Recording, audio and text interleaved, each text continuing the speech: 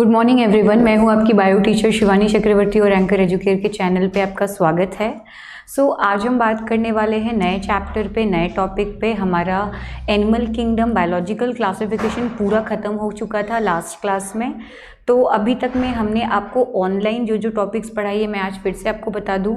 हमारा रिप्रोडक्शन का पूरा पार्ट ख़त्म हो चुका है, जिसमें हमने फ्लावरिंग और ह्यूमन दोनों रिप्रोडक्शन पे बात कर ली है, रिप्रोडक्टिव हेल्थ पे बात कर ली हुई है। वो पूरा पोर्शन जो 12th में आप पढ़ते हो वो पूरा हमने ख़त्म कर दिया है। अगर आपने नहीं देखा है तो आप पुराने वीडियोज़ में जाके देख सकते हो।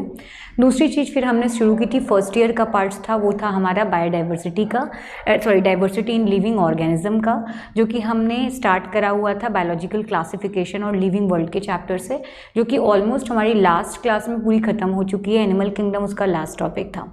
जैसा कि हमने अनाउंस किया हुआ था लास्ट क्लास में कि हम आज नए टॉपिक पे बात करेंगे।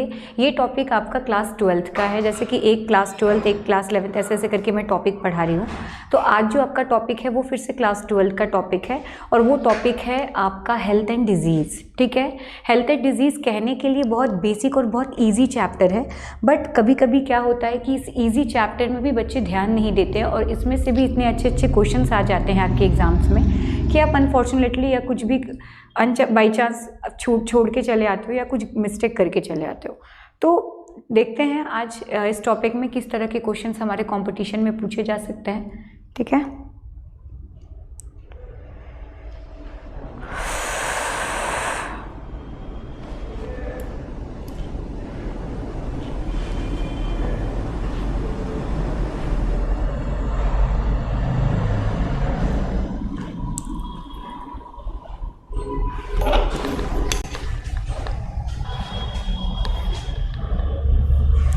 चलिए सबसे पहले अगर हम बात कर रहे हैं हेल्थ एंड डिजीज़ जैसे चैप्टर की, तो हमें सबसे पहले ये पता होना चाहिए कि हेल्थ क्या होता है। ठीक है, हेल्थ क्या होती है, डिजीज़ क्या होती है, ये सारी बेसिक चीज़ें हमें पता होनी चाहिए।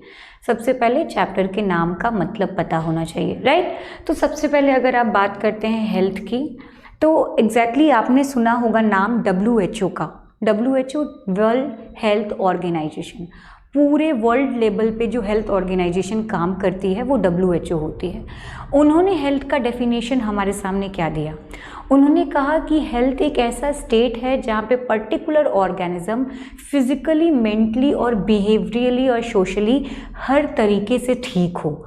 अगर वो इन तीनों चारों पॉइंट में से किसी में भी अगर कहीं पे भी ठीक नहीं है तो हम उसे हेल्दी पर्सन नहीं मानते। मेरा मतलब ये हुआ कि जैसे अगर कोई पर्सन है, उसको कोई रोग नहीं है, कोई डिजीज़ नहीं है, वो बहुत अच्छा है, तो आप कहते हो अरे यार तुम तो बहुत हेल्दी हो, लेकिन ऐसा नहीं है। लेकिन अगर उसका नेचर आपके प्रति या आपके आसपास या उसके खुद के आसपास के सोशल लोगों के प्रति अच्छा नहीं है, या वो चलते हुए किसी को गाली दे दे रहा है या कुछ कह रहा है, तो हमारे मुंह से ये निकलता है अरे पागल है। तो पागल शब्द निकल गया, मतलब हमने कहा कि वो कहीं ना कहीं से मानसिक रूप से बीमार है, कहीं ना कहीं से वो हेल्दी नहीं है।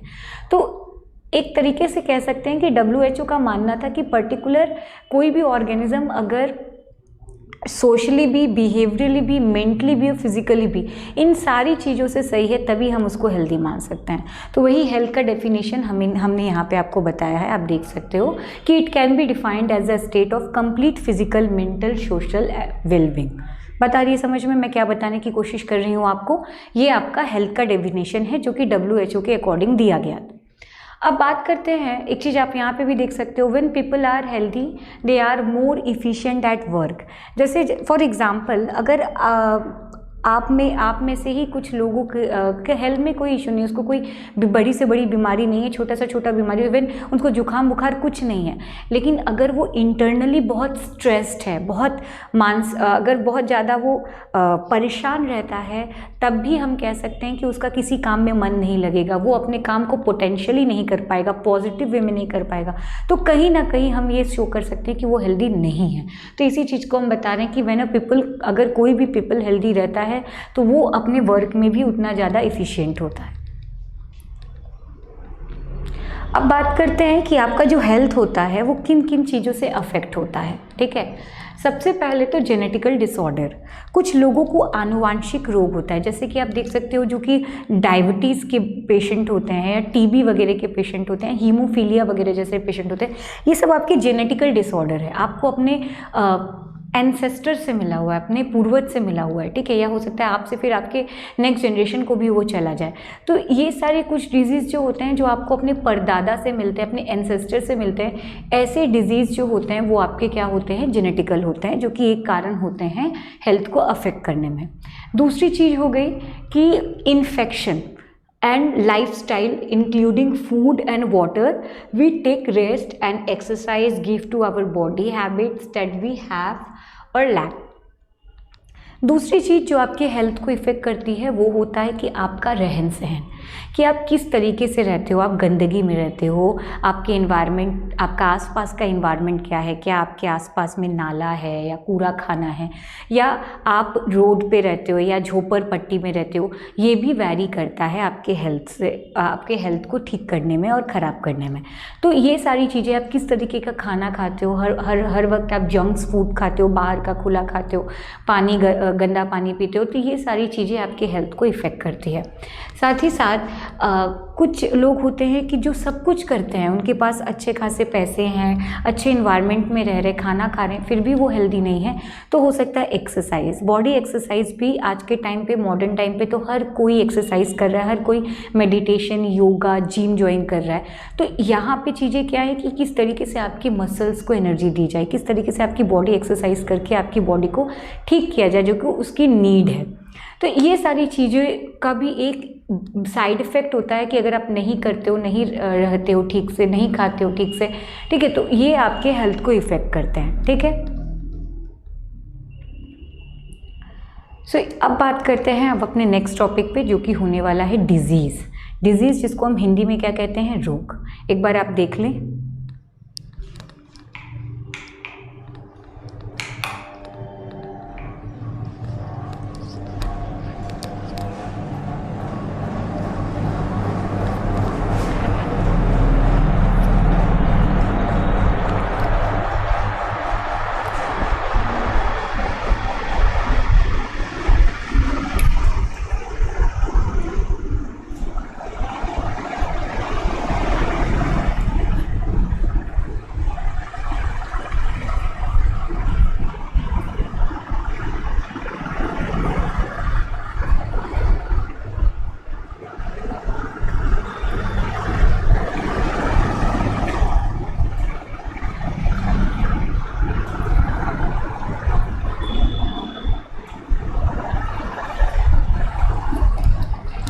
ओके, आई होप आपको इसके पहले तक कोई इशू नहीं आई होगी, सारी बेसिक चीज़ें हैं, आपको समझ में आ रहा होगा। अब बात करते हैं डिजीज़। जैसा कि हमने बोला कि डिजीज़ को हम हिंदी में क्या कहते हैं, रोग कहते हैं, ठीक है।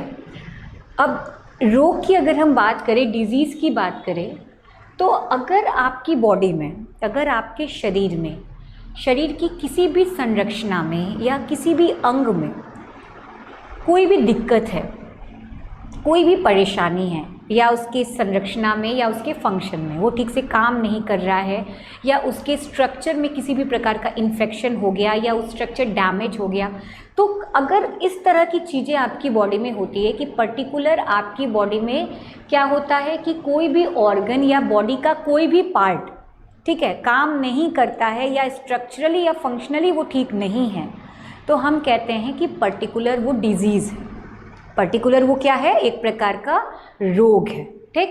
अब ये कई कंडीशन से हो सकता है।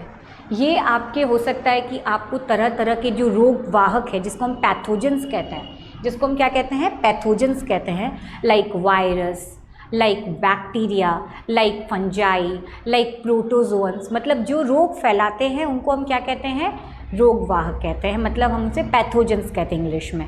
तो अगर उनसे कोई आपकी बॉडी को इन्फेक्ट हो रहा है, उनसे आपका कोई ऑर्गन ख़राब हो गया, ठीक है, फंक्शनली उनकी वजह से काम नहीं कर रहा है आपका कोई पार्ट्स ऑफ बॉडी ऑर्गन, तो ये सारा चीज़ डिनोट करता है कि उससे आप क्या है, डिजीज़ है, ठीक है।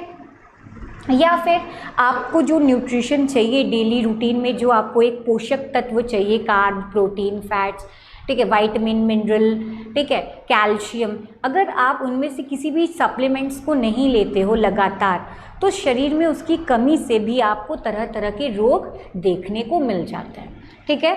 और बॉडी बैलेंस खराब होने से और साथ ही साथ पब्लिक हेल्थ सर्विस की वजह से भी अगर आपको उस तरीके का, गुड मॉर्निंग मंगलेश, तो उस तरीके का अगर आपको इन्वायरमेंट देखने को नहीं मिलता है तो इसका भी एक कारण ये होता है कि आपको किसी भी प्रकार का रोग हो सकता है।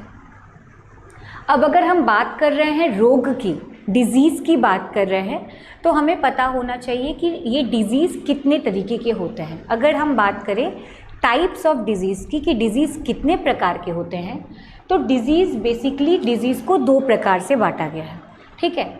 एक होता है आपका एक्यूट डिजीज़ और एक होता है आपका क्रॉनिक डिजीज़। आपके घर में अगर कोई पेशेंट है, अगर होंगे, या आप हॉस्पिटल वगैरह में जाओ, किसी का पर्चा देखो, किसी का डायग्नोसिस देखो, तो आपको कहीं ना कहीं ये वर्ड ज़रूर मिल जाएगा देखने को, एक्यूट या क्रॉनिक।